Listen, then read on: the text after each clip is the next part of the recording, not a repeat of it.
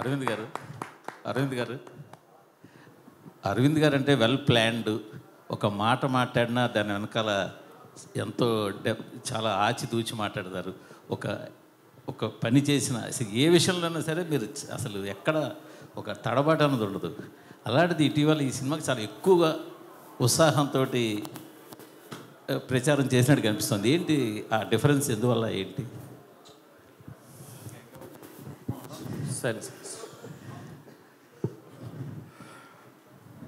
మా వాడు అంటున్నాడు 60 నుంచి నేను కిందకి వెళ్తున్నానంట. ఓకే, అయితే నేను రావాలి కిందకి.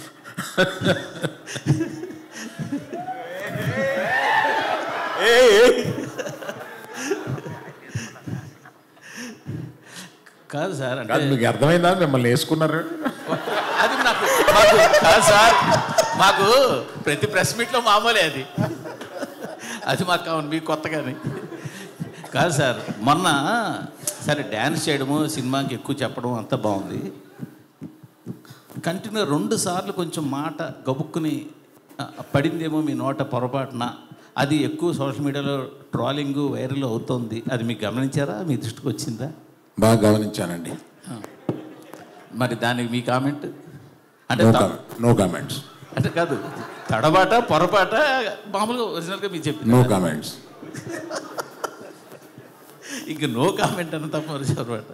సరే పోలేండి, మీరు నో కామెంట్ అన్న క్వశ్చన్ అడుగుతా. ఇది మొదట మీరు చూసినప్పుడు ఇది సబ్జెక్టు అంత వేయబుల్ కాదు అని మీరు అన్నారని వాసు గారు చెప్పారు. తర్వాత దాన్ని మొత్తం రీఫ్రేమ్ చేసి అంతా రీస్ట్రక్చర్ చేసాక సెట్ అయింది అన్నారు. ఫస్ట్ నేను నేరేషన్ విన్నప్పుడు ఫస్ట్ హాఫ్ అదిరిపోయింది, సెకండ్ హాఫ్ డాక్యుమెంటరీ నేచర్లో ఉంది ఇది. అందుకని ఆ కథ కొని ఒక రైటర్ దర్శకుడికి ఇస్తేనే ఇది పని జరుగుద్ది. అందుకని రైటర్ కమ్ దర్శకుడిని ఎతికి ఈ కథ ఇచ్చి వర్క్ చేసి మనం డెసిషన్ తీసుకుందాం. ఇప్పుడు ఆయన అడిగిన డబ్బులు ఇచ్చేసి ఆ కథ తీసుకోండి.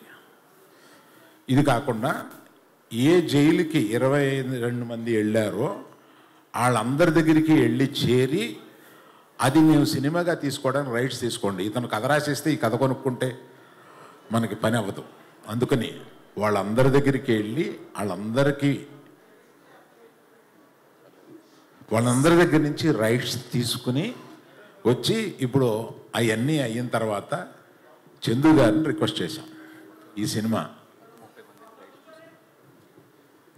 టోటల్గా వెళ్ళిన 22 మంది కాకుండా టోటల్గా 30 మంది దగ్గర నుంచి ఈ రైట్స్ తీసుకోవాల్సి వచ్చిందండి. తీసుకున్నాం ఫర్ అవర్ సేఫ్టీ.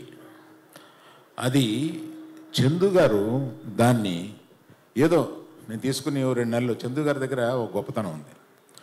ఆయన ఏమీ అర్జెంట్ పడ్డు, తొందరపడ్డు. మనం ఇంకో సినిమా మీద ఇంకో సినిమా చేసేసి ఇంకొక ఇన్ని కోట్లు తీసుకుని బ్యాంకులో అసలు ఆ మైండ్ లేదు ఆయనకి. సినిమా ఆ జర్నీని, ఆ సినిమాని రాయడాన్ని, ఆ సినిమాని తీయడాన్ని, ఆ జర్నీని ఎంజాయ్ చేసే మనుషులు. ఆ జర్నీని ఎంజాయ్ చేసే మనుషులతోటి ప్రయాణం చేయాలని ఉంటుంది మాకు. యాక్చువల్గా యాక్చువల్గా చేసుకున్నామా చేసేసామా వెళ్ళిపోయి అట్లా ఉండదు ఆయనతోటి. అందుకని ఆయన తీసుకుని ఒక 9 నెలల్లో దాని మీద కష్టపడి అప్పుడు దాన్ని ఒక మంచి కథారూపంగా తెలిసారు. బేసిక్ కథ ఎందుకు కొన్నాము అంటే ఇట్స్ ఎ హ్యాపెండ్ ఇన్సిడెంట్. దాన్ని తీసుకుని దాన్ని రూపకల్పన చేస్తే బాగుంటుంది అని అనిపించి తీసుకున్నామండి. మీరు అడిగిన ప్రశ్న ఏంటో మర్చిపోయి నేను చెప్తున్నాను. మీరు అడిగిన ప్రశ్న చెప్పారు, మీరు కరెక్ట్గా చెప్పారు.